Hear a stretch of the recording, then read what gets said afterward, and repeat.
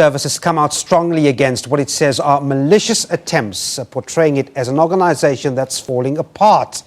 SARS has recently faced controversy, including the suspension of second in charge, Jonas Makwakwa. He's under investigation due to mystery payments made into his bank account. Now, the transactions, which amount to more than 1 million rand, are believed to have been made over the last 6 years. Former senior officials at SARS are currently also being investigated by the Hawks for their alleged involvement in a special unit that was set up at the organisation. Well, spokesperson Lebelo says SARS has had many positive developments which are intentionally being overlooked in the media. Well, let's chat to that Group Executive of Employment Relations at SARS, Lebelo. He connects with us from Pretoria. Luther, good afternoon, and thanks very much indeed for talking to us. You've pointed to some of the achievements you speak of, and they, of course, impressive indeed. 1 trillion rand collected in revenue under Commissioner Moyane, and your progress regarding illicit financial flows. So I got to ask you, what do you think is the source of this campaign to portray SARS so badly? Who's behind it? And thanks so much for inviting us. I think the question really is that who's behind it and what are the intentions? And when a person is doing so well, as the numbers shows, and the person continue to be attacked, you start to ask very difficult questions. If you look into our statement, just to put it in context, Commissioner Moyane has just been with SARS for over 18 months, and in that 18 months, we were able on the 2014-2015 financial year to outgrow the economy the economy was growing by 1%, we were able to grow by 8.5%, bringing about 4.7 billion rand into the fiscus. And the following year, we did the same, we worked very hard, and for the first time, SARS broke the 1 trillion rand mark under the Commissioner Moyane. However, we continue to see these attacks, and we feel that maybe it is time as SARS to raise our concern about these attacks that are going through the core of this critical institution. And as a result, we are calling on a number of newspaper institutions. We have mentioned the Sunday Times, we have mentioned the Business Day, we have mentioned the Financial Mails, as those newspapers that are seen to be determined to really taint the integrity and the name of the Commissioner of SARS and of course of SARS. So we thought, let's make a call to caution those newspaper institutions. But I mean, the question still remains, Luther, what's behind this as you see it at SARS? Yeah, look, we certainly had to come to the conclusion that Commissioner Moyane is probably attacked because he's a black African. We are of the view that there are some segment of the media and some people in the country influenced by the media, that institutions like SARS are meant for particular people who are different from Mr. Moyane. So we reached a point where we came to the conclusion that perhaps the attacks are as a result of Mr. Moyane being an African, and that will be sad.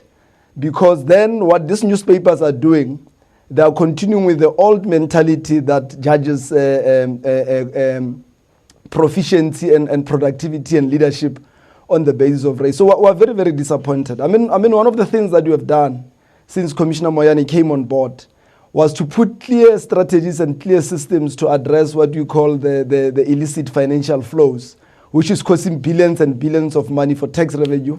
The high net individual people who are the rich people who are not paying the taxes, who have put systems in place to deal with those people. And we have seen the result. That one of the things that has been criticized about was the SARS operative model. In fact, the SARS operative model in its first 6 months brought about 12 billion rand into the fiscus.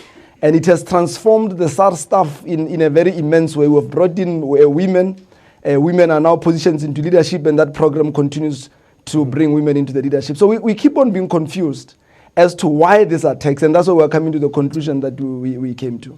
All right. Luther, the reaction of SARS to this book by one of the former employees of SARS, it's called Rogue Unit. There are strong allegations about why dozens of top investigators at SARS have left over the year. What's been your reaction to this book? I think few things that we want to raise. When the allegations were raised by the newspaper, the Sunday Times, against these allegations of a rogue unit and corruption. Commissioner Moyane acted very, very swiftly. And then there was this issue about the skills being lost. And it is interesting that when Mr. Makwakwa has to be suspended, Mr. Makwakwa has been in the tax institution for 20 years, 10 of which he has spent as the general manager for internal audit, obviously a very, very high skills in the country. And there is no question about the skills being lost. So this issue about the skills being lost, looking at individuals, is a problem. But also, if the biggest question here is, if the skills were lost in 2014, why did SARS perform far better than it had performed since the recession? So if you look at the average collection, in terms of our collection against the GDP has moved from the average of 25% to 26%, and that performance was only seen during the booming years of before the recession. How is it that we have lost so much skill as the media is trying to portray it, but our performance is triple? So we are worried about the narrative. We think the narrative also has got a tone that is not South African. It's a tone that is sending some racial tones into it. If we are losing the skill, we must lose the skill, both sides. Coming to the book, the view from SARS really is that the allegations were brought against, they were brought to us against the people who have written the book.